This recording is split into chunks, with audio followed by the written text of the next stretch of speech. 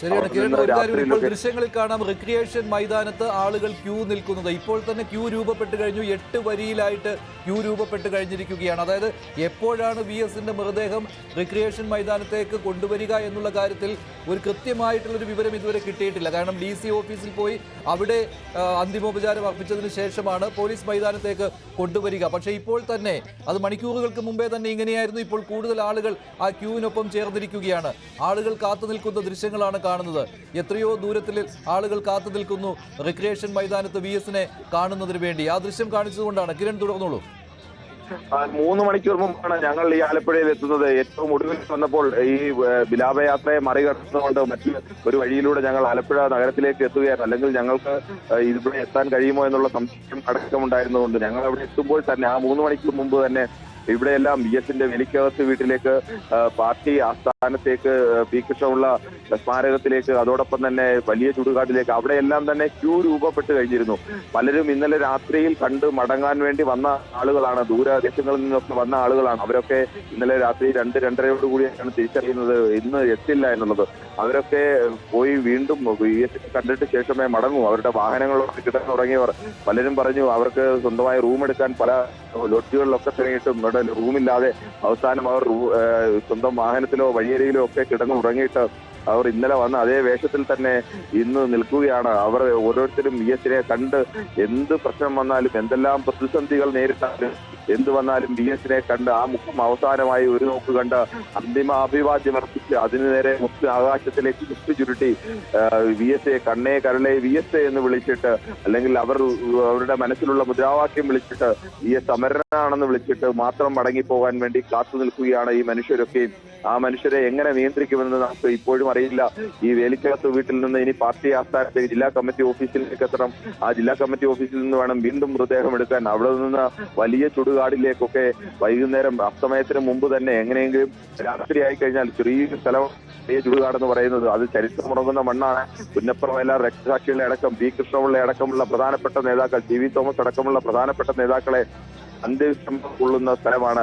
അങ്ങനെ ഒരു സ്ഥലത്ത് VSന് അന്ത്യവിശ്രമം ഒതുക്കുമ്പോൾ അതൊരു ചെറിയ സ്ഥലമാണ്. ആ ചെറിയ സ്ഥലത്ത് നിൽക്കാൻ കഴിയുന്നതിന് ഒരു പരിമിതിയുണ്ട്. എന്തായാലും അവിടെ കാത്തു നിൽക്കുന്ന മനുഷ്യർക്കൊന്നും VSനെ അവസാനം കാണാൻ കഴിയില്ല എന്നത് ഒരു യാഥാർത്ഥ്യത്തെ അംഗീകരിച്ചു മാത്രമേ കഴിയൂ. പക്ഷേ അങ്ങനെ കാണാൻ കഴിഞ്ഞില്ല എങ്കിൽ പോലും ദൂരെ നിന്നെങ്കിലും ആ VSന്റെ മൃതദേഹവും വഹിച്ചു കൊണ്ടുപോകുന്ന വാഹനമെങ്കിലും കാണാൻ കഴിയും. അല്ലെങ്കിൽ അവിടേക്ക് ഇപ്പോൾ മറ്റു വാഹനങ്ങളൊന്നും കടത്തിവിടുന്നില്ല. കാൽനടയായിട്ടാണ് ഏറ്റവും അവസാനം ഉള്ള യാത്ര. അവിടേക്ക് വാഹനങ്ങളൊന്നും കടത്തിവിടുന്നില്ല എന്ന് മാത്രമല്ല, എത്രയോ മണിക്കൂറുകളായി വാഹനങ്ങൾ കടന്നു പോകാൻ കഴിയാത്ത തരത്തിലേക്ക് ആളുകളിങ്ങനെ ഒരു നദി പോലെ ഒഴുകുകയാണ്.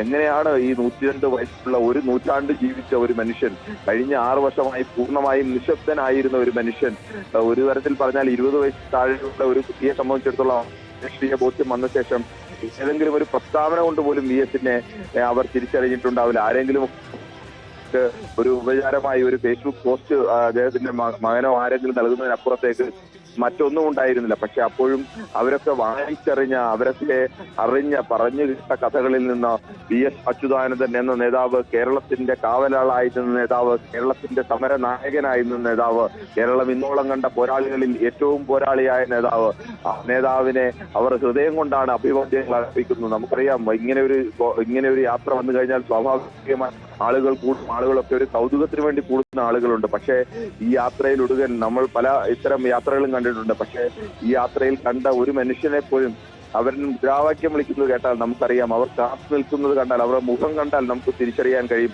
അത്രത്തോളം അവരുടെ മുഖത്തേക്ക് രക്തമിരച്ചു കയറി അവർക്ക് ഒരു വല്ലാത്ത മാനസികാവസ്ഥയിൽ നിന്നുകൊണ്ടാണ് ഓരോരുത്തരും മുദ്രാവാക്യം വിളിക്കുന്നത്. കൈകളൊക്കെ ഇങ്ങനെ ആ മുത്തി ചുരുട്ടി ആകാശത്തിൽ ഉയർത്തുമ്പോൾ അവരുടെ കൈകൾ ഇങ്ങനെ വിറച്ചു നിൽക്കുന്നത് നമുക്ക് ഓരോരുത്തർക്കും പറയാം. തൊണ്ട പൊട്ടുമാർ ഉച്ചത്തിലാണ് ഓരോരുത്തരും വിളിക്കുന്നത് മുദ്രാവാക്യം. അത് ഏറ്റു വിളിക്കുന്ന ആളുകളൊക്കെ വൃദ്ധരായ സ്ത്രീകൾ, വൃദ്ധരായ മനുഷ്യർ. ആ മനുഷ്യരൊക്കെ ഈ തരത്തിൽ ഒന്ന് ജ്വലിച്ചു നിൽക്കുന്നത് അവരുടെ വീട്ടുകാർ പോലും ഈ അടുത്ത കാലത്തൊന്നും കണ്ടിട്ടുണ്ടാവില്ല.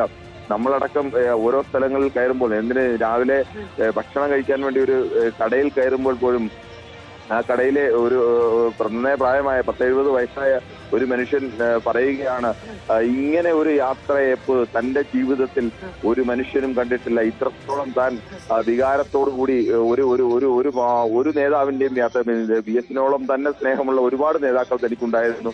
ഞാൻ കമ്മ്യൂണിസ്റ്റ് പാർട്ടി പ്രവർത്തകനും ഒക്കെ ആയിരുന്നു, ദീർഘകാലമായിരുന്ന ഒരു പ്രവർത്തകനാണ് പറയുന്നത്. അങ്ങനെയുള്ള നേതാക്കളും ഒരുപാട് പ്രതിസന്ധികളിലൂടെ കടന്നു വന്നിട്ടുണ്ട്. പക്ഷേ VS മരിക്കുമെന്ന് അറിയാൻ, പക്ഷേ VS മരിച്ചു എന്ന് കേൾക്കുമ്പോൾ എന്റെ ഹൃദയം വല്ലാതെ പൊട്ടുകയാണ്. എനിക്കത് സഹിക്കാൻ കഴിയുന്നില്ല. മരിക്കുമെന്നറിയാം, അതൊരു യാഥാർത്ഥ്യമാണ്. അദ്ദേഹം ഇങ്ങനെ ഒരു 102-ാം വയസ്സിൽ നിൽക്കുന്ന ഒരു മനുഷ്യനെ ഇനിയും ജീവിക്കാൻ കഴിയില്ലെന്നൊക്കെ അറിയാം. പക്ഷെ അറിയുമ്പോൾ പോലും അവർക്ക് അത് ഉൾക്കൊള്ളാൻ കഴിയാത്ത ഒരു മാനസികാവസ്ഥ. VS ഇനിയും ജീവിക്കും എന്നൊക്കെ ഉള്ളൊരു വല്ലാത്ത പ്രതീക്ഷ. നമുക്ക് ചില കാര്യങ്ങളിലൊക്കെ അങ്ങനെയാണ്, നമ്മൾ ഉറച്ചു നമുക്കറിയാം അത് നടക്കില്ല എന്നറിയാം. പക്ഷെ നടക്കില്ല എന്ന് അറിയുമ്പോൾ പോലും ആ മനുഷ്യരൊക്കെ അവരുടെ കാവലാളായി നിന്ന മനുഷ്യൻ, അവരുടെ രക്ഷകനായി നിന്ന മനുഷ്യൻ, അവരുടെ പോർമുഖങ്ങളിലെല്ലാം മുന്നിൽ നിന്ന് സമരം നയിച്ച, പോരാട്ടം നയിച്ച നായകൻ. ഒട്ടേറെ സമര പോരാട്ടങ്ങളിലൂടെയും തുടർ പരാജയങ്ങളുടെ ഒരു ചരിത്രം തന്നെയാണ് VS അച്യുതാനന്ദന്റെ സമര ജീവിതത്തിലുടനീളം. പക്ഷെ ഒരു പരാജയവും അദ്ദേഹം പരാജയമായി അംഗീകരിച്ചില്ല. അതൊരു പുതിയ പോരാട്ടത്തിന്റെ തുടക്കമായിട്ടാണ് VS അച്യുതാനന്ദൻ എന്ന നേതാവ് കാണുന്നത്. അതുകൊണ്ടാണ് അദ്ദേഹത്തിന് 82-ാം വയസ്സിൽ കേരളത്തിന്റെ മുഖ്യമന്ത്രി കസേരയിലേക്ക് എത്താൻ കഴിയുന്നത്. അദ്ദേഹം 92-ാം വയസ്സിലും കേരളത്തിൽ 2016-ൽ തെരഞ്ഞെടുപ്പ് നടക്കുമ്പോൾ ഏറ്റവും കൂടുതൽ വേദിയിൽ, കാസർഗോഡ് മുതൽ തിരുവനന്തപുരം വരെയുള്ള ഈ ഇടതു മന്ത്രിസഭയെ വീണ്ടും അധികാരത്തിലെത്തിക്കുന്ന ഏറ്റവും കൂടുതൽ വേദിയിൽ പോയി ജനങ്ങളോട് സംസാരിച്ച നേതാവ് VS അച്യുതാനന്ദനായിരുന്നു.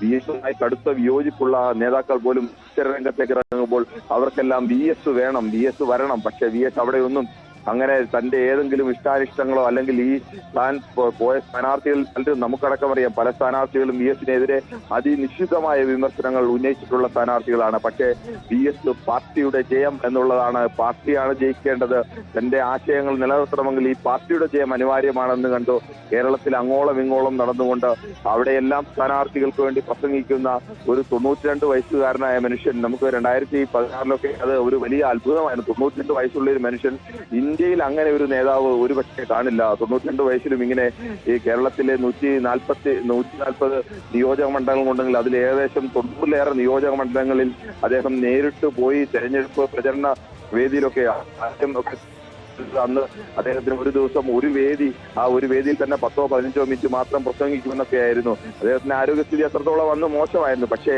1-2 ദിവസം ആദ്യ ദിവസങ്ങളിലൊക്കെ അദ്ദേഹം പ്രസംഗിക്കാൻ വരുമ്പോൾ ആളുകൾക്ക് ഞങ്ങളുടെ VS ഇങ്ങനെയല്ലല്ലോ സംസാരിക്കുന്നത് എന്നൊക്കെയുള്ള വലിയ ആശങ്ക ഉണ്ടായിരുന്നു. പാർട്ടി പ്രവർത്തകർക്കടക്കം നിരാശയുണ്ടായിരുന്നു. പക്ഷേ 2-ാമത്തെ ദിവസം 3-ാമത്തെ ദിവസത്തിലേക്ക് കടന്നതോടുകൂടി VS അതുവരെ ഉണ്ടായിരുന്ന പേപ്പറിൽ എഴുതി കൊടുത്ത സ്ഥാനാർത്ഥികളുടെ പേരടക്കം അദ്ദേഹത്തിന് ഓർത്തിരിക്കുക, അല്ലെങ്കിൽ അതിന്റെ കാര്യങ്ങളൊക്കെ ഓർത്തിരിക്കുക ഒക്കെയുള്ള പ്രയാസമുണ്ടെന്ന് എഴുതി പേപ്പറിൽ എഴുതി കൊടുത്ത പ്രസംഗമൊക്കെ അദ്ദേഹം ഇടയ്ക്ക് ജുബയുടെ സൈഡ് പോക്കറ്റിലേക്ക് താഴ്ത്തിയിട്ട് പിന്നീട് പഴയ VS ആയി ഉയർത്തെഴുന്നേൽക്കുന്നത് ആയിരുന്നു കണ്ടത്. പിന്നീട് ഒരു ദിവസത്തിൽ 1-2 എന്നുള്ളതൊക്കെ മാറി 4-5 വേദികളിലേക്ക് അടക്കമാണ് അദ്ദേഹം ഓരോ ദിവസവും 2016-ലെ തെരഞ്ഞെടുപ്പിൽ പ്രസംഗ വേദികളിലേക്ക് എത്തിയിരുന്നത്. കടുത്ത VS വിമർശകരായ സ്ഥാനാർത്ഥികൾ അടക്കം VS-ന്റെ പടം വെച്ച് അന്ന് മത്സരത്തിന് വേണ്ടി നിൽക്കുമ്പോൾ VS-ന്റെ പടം വെച്ച് അവർ ഓരോരുത്തരും പോസ്റ്ററുകൾ ഇറക്കുന്നു.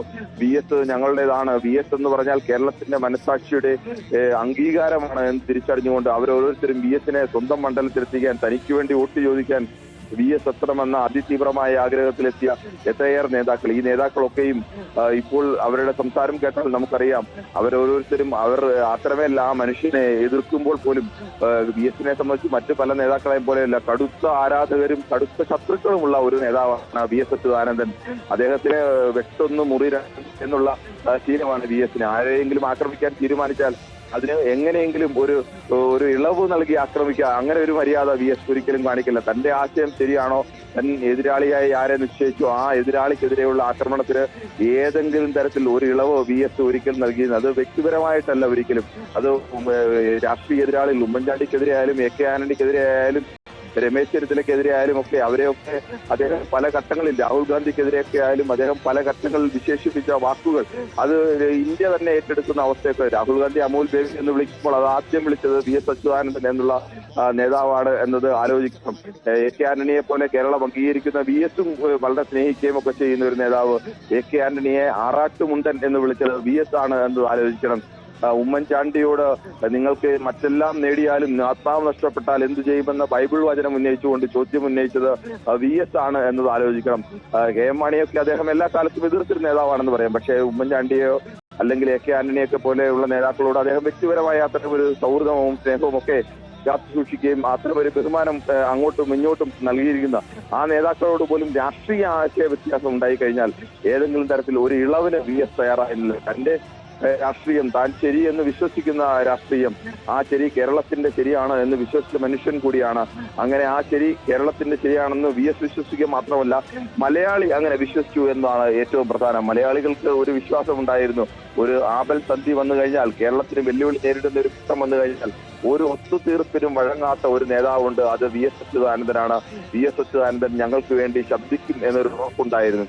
ആ ഉറപ്പ് ഒരു മനുഷ്യന് നൽകുന്ന ഒരു മനുഷ്യർക്കും സാധാരണ മനുഷ്യർക്കുള്ള ഒരു ആത്മവിശ്വാസം, അത് അത്രമേൽ വലുതാണ്. നമ്മുടെ വീട്ടിലൊക്കെ പ്രായമായ മനുഷ്യർ ചിലപ്പോൾ അവശ നിലയിൽ വീട്ടിൽ കിടക്കുകയായിരിക്കും. പക്ഷെ അവർ കിടക്കുകയാണ്, കിടക്കയിൽ നിന്ന് എഴുന്നേക്കാനും കഴിയാതെ കിടക്കുകയാണെങ്കിൽ പോലും അവർ ആ വീട്ടിലുണ്ട്. എന്റെ അച്ഛനുണ്ട്, അപ്പനുണ്ട്, അല്ലെങ്കിൽ എന്റെ അമ്മാവനുണ്ട്, അല്ലെങ്കിൽ അമ്മൂമ്മയുണ്ട്, അവരെ ഉണ്ട് എന്നുള്ളത് ആത്മവിശ്വാസം നൽകുന്ന ഒരു കരുത്തുണ്ട്, മാനസികമായ ഒരു ആത്മവിശ്വാസമുണ്ട്.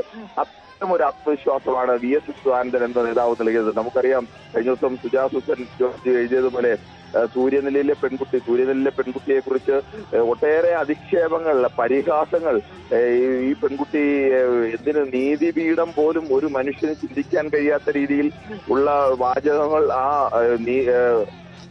വിധിന്യായത്തിലടക്കം എഴുതി വെച്ച ഒരു നീതിപീഠമുള്ള ഒരു രാജ്യത്ത് ആ പെൺകുട്ടിയുടെ വീട്ടിൽ VS ചെല്ലുമ്പോൾ ആ പെൺകുട്ടിയുടെ അച്ഛനും ആ പെൺകുട്ടിയും ആത്മഹത്യയല്ലാതെ ഇനി മുന്നിൽ മറ്റൊരു വഴിയുമില്ല എന്ന് അറിഞ്ഞുകൊണ്ടാണ് VS ആ വീട്ടിലേക്ക് ചെല്ലുന്നത്.